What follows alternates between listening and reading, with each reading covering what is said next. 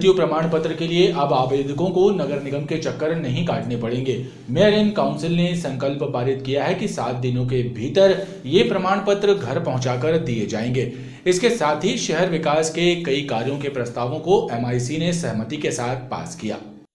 Mayor in council की बैठक महापौर कार्यालय में आयोजित हुई, जिसमें लीज नवीनीकरण के 25 प्रस्ताव पारित किए गए। साथ ही पूर्व प्रधानमंत्री भारत रत्न अटल बिहारी वाजपेयी की प्रतिमा लगाए जाने का निर्णय लिया गया। MIC बैठक में एक बेहद महत्वपूर्ण प्रस्ताव ये भी पारित किया गया कि अब जन्म मृत्यु प्रमाण पत्र घर पहुंचाकर दिए जाएंगे।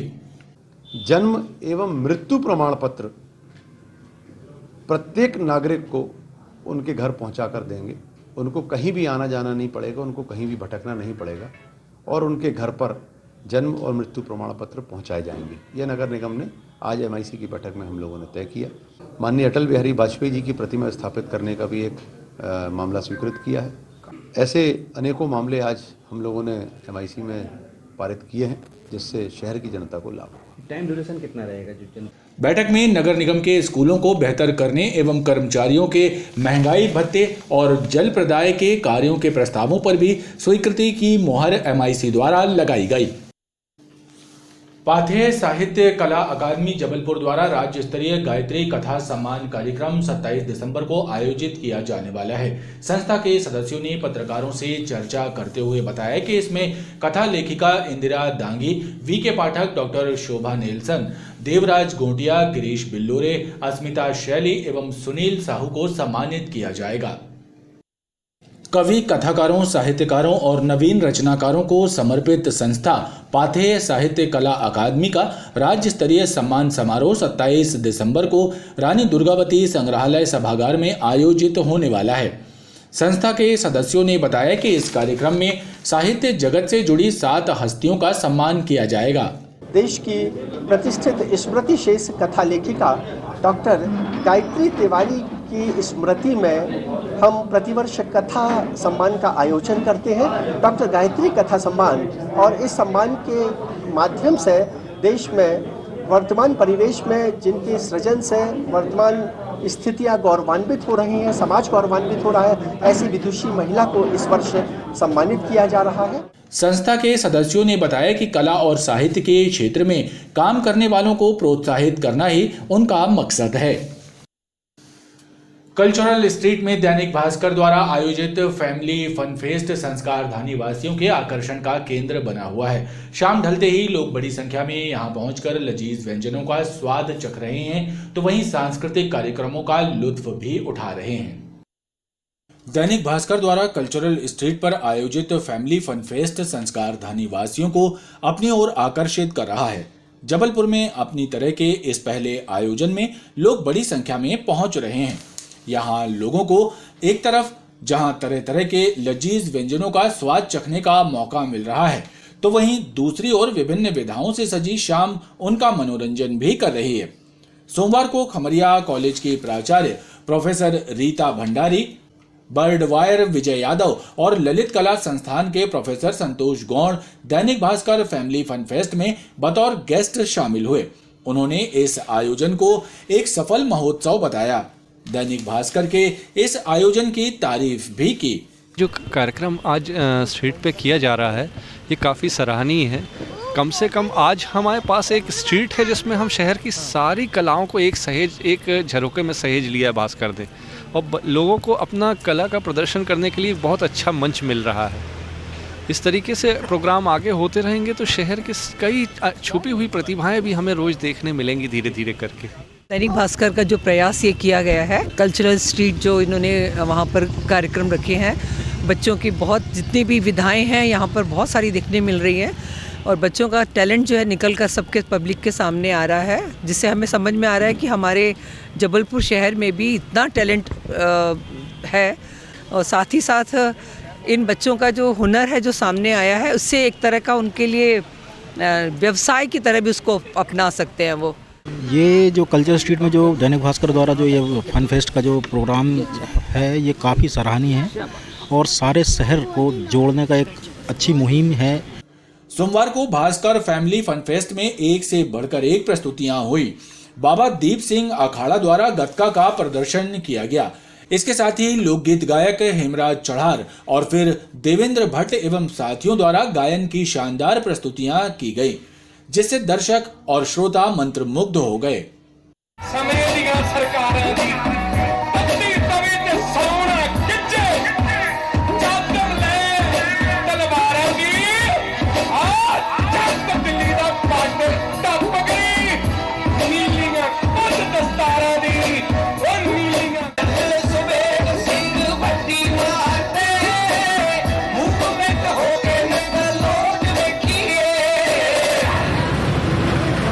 क्या बात है, जोरदार तालियां हो जाए, तालियां बजती रहें।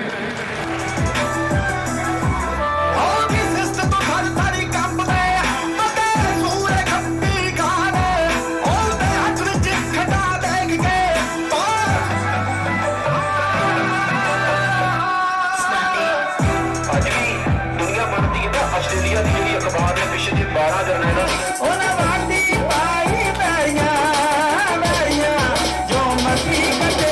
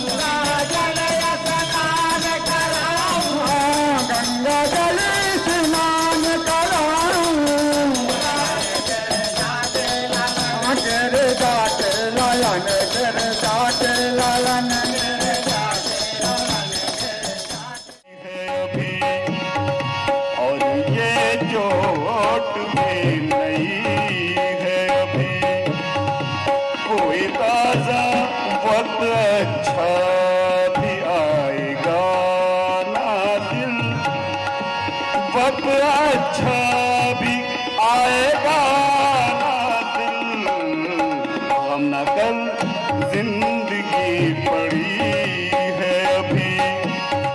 भारत सरकार द्वारा खेलो इंडिया खेलो गेम में गतका, जो कि सिख मार्शल आर्ट है पंजाब का, उसे खेलों में शामिल किया गया है, जिसकी मध्य प्रदेश की तरफ से पहला कंपटीशन जबलपुर में हुआ। जबलपुर के बच्चों ने गोल्ड प्राप्त किया। अभी नेशनल गेम जो खेलो इंडिया खेलो की तरफ से मंडला में होने जा रहा है, उसमें पूरी प्रदेश की टीमें, पूरे देश की टीमें भाग लेंगी। आज अपना दैनिक भास्कर फेट में आज प्रस्तुति दी गतका एसोसिएशन के बच्चों ने, बहुत खुश हुए। आम पब्लिक भी बहुत खुश हुई है।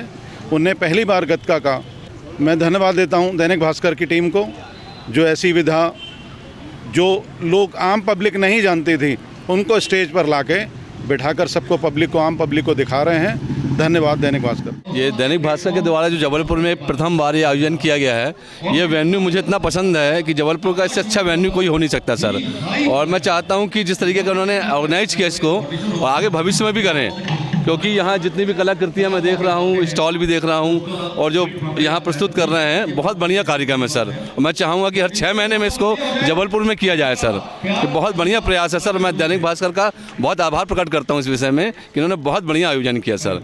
जो दैनिक भास्कर की तरफ से आयोजन किया गया है, बहुत ही खास है आयोजन। यहाँ पे हम देख रहे हैं बच्चों ने कितने अच्छे से पेंटिंग्स बनाई हैं, यहाँ पे स्केचेस भी ड्रॉ कर रहे हैं, और यहाँ पे खाने पीने का पूरा इंतजाम है। ऐसे आयोजन हमारे जबलपुर में और होने चाहिए। 1 माह तक चलने वाला Dainik Bhaskar family fun fest न सिर्फ कलाकारों को मंच प्रदान कर रहा है, बल्कि संस्कारधानी वासियों के लिए भी आकर्षण का केंद्र बन रहा है। प्रदेश की जनसंख्या नियंत्रण नीति पर क्रियान्वयन नहीं किए जाने के मामले में दायर जनहित याचिका पर हाईकोर्ट में सुनवाई हुई और उच्च न्यायालय ने इस मामले में राज्य सरकार को नोटिस जारी कर 4 सप्ताह में जवाब मांगा है।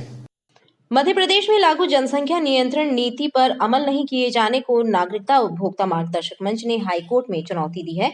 इस मामले पर सुनवाई करते हुए हाईकोर्ट ने राज्य शासन को नोटिस जारी कर जवाब तलब किया है। याचिकाकर्ता डॉक्टर पीछीनाथ पांडे की ओर से कोर्ट को बताया गया कि लगभग 22 वर्ष पूर्व प्रदेश में जनसंख्या नीति बनाई गई थी, लेकिन वो नीति कागजी साबित हुई। इसके लिए बनाई गई कमेटियां भी निष्क्रिय हैं। मध्य प्रदेश सरकार ने लगभग 22 साल पहले जनसंख्या नीति लागू की थी, लेकिन वो नीति जो है केवल कागजों पर पड़ी रही है। इस नीति को लागू करने के लिए उन्होंने समितियां बनाई है, राज्य स्तरीय, जिला स्तरीय, लेकिन वो कभी भी उसकी मीटिंग तक नहीं हुई है। आखिर ऐसा क्यों? इसी को लेकर हम लोगों ने एक जनहित याचिका लगाई थी, जिसके ऊपर माननीय हाईकोर्ट ने बहुत ही गंभीरता से लिया है और आप पूछा कि आगे जनसंख्या कंट्रोल क्यों नहीं पा रहे। जब नीति आपने लागू की है तो आपने उसके ऊपर इम्प्लीमेंट क्यों नहीं हो रहा है? आखिर वो जो मीटिंग हो रही है वो मीटिंग क्यों नहीं हो रही है? आखिर ये कमेटियाँ काहे के लिए बनी है? इस सब को लेकर उन्होंने जवाब मांगा है और 4 सप्ताह के भीतर जवाब मांगा है और बहुत ही गंभीरता से लेकर हाईकोर्ट ने उसको गंभीरता से लिया। हाईकोर्ट ने 4 सप्ताह के भीतर अनावेदकों से जवाब मांगा है।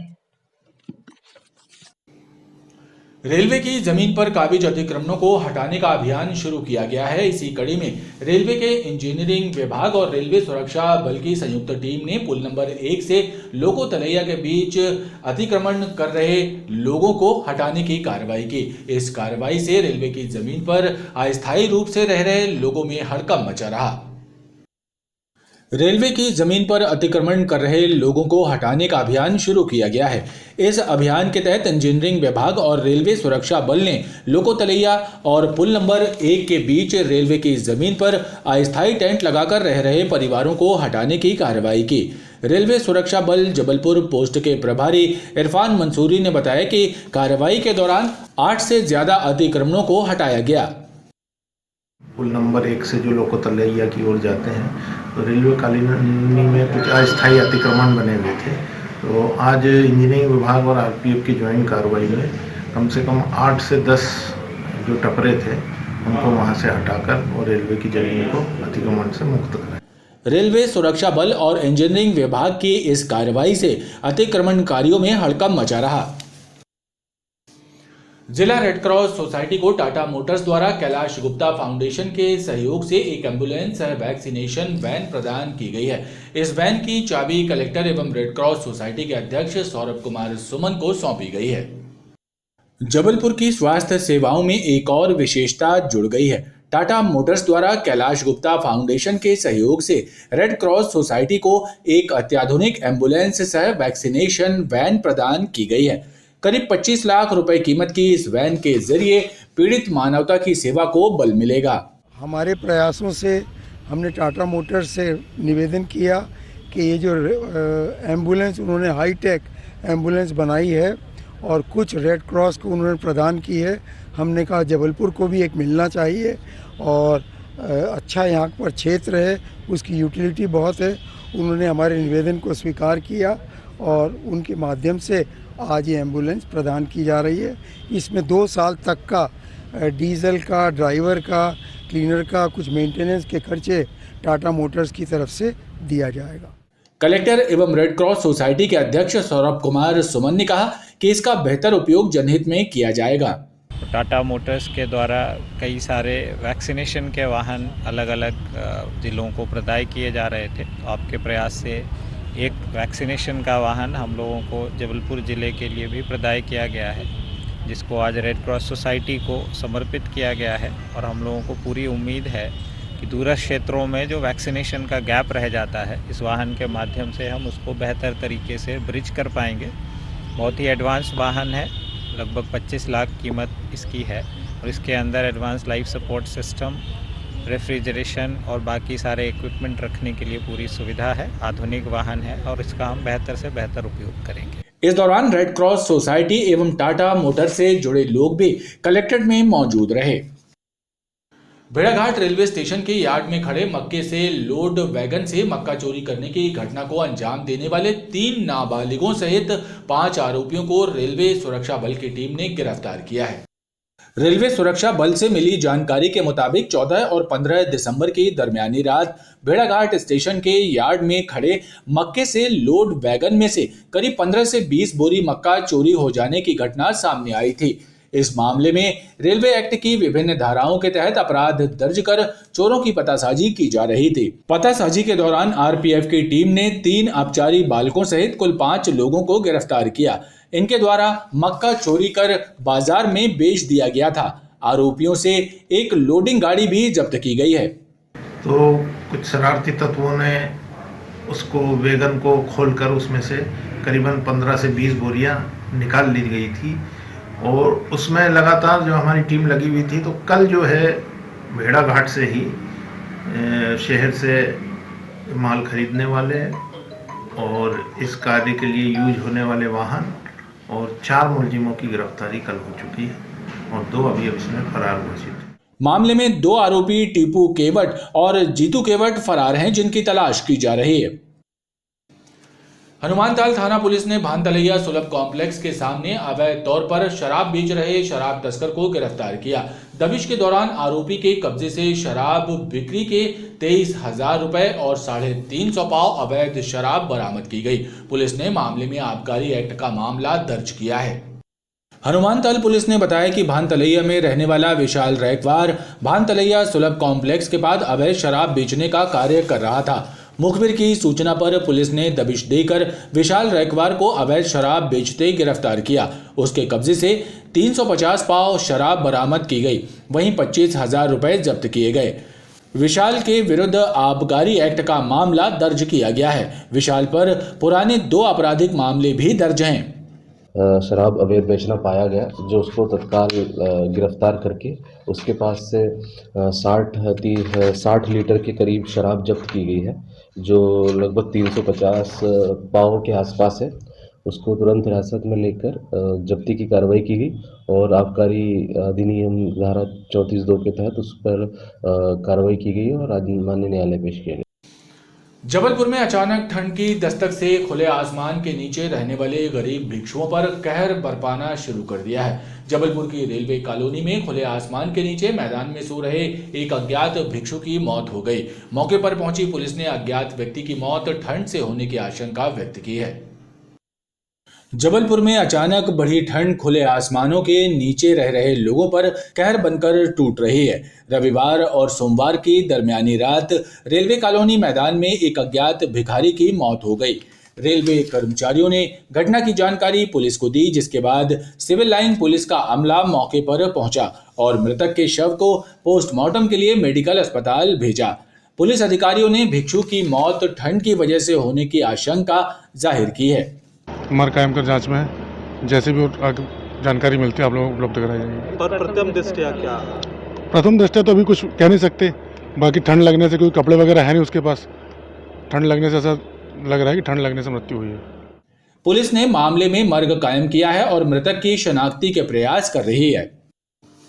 विजयनगर थाना क्षेत्र रामेश्वरम कॉलोनी में 2 माह पहले दिन दहाड़े एक सूने घर में चोरी की वारदात को अंजाम देने वाले फरार मुख्य सरगना को पुलिस ने गिरफ्तार कर लिया है। चोरी के इस मामले में पुलिस पूर्व में भी 3 आरोपियों को ही गिरफ्तार कर चुकी है। पुलिस ने पकड़े गए आरोपी से सोने चांदी के जेवरात, नकदी और वाहन बरामद किए हैं।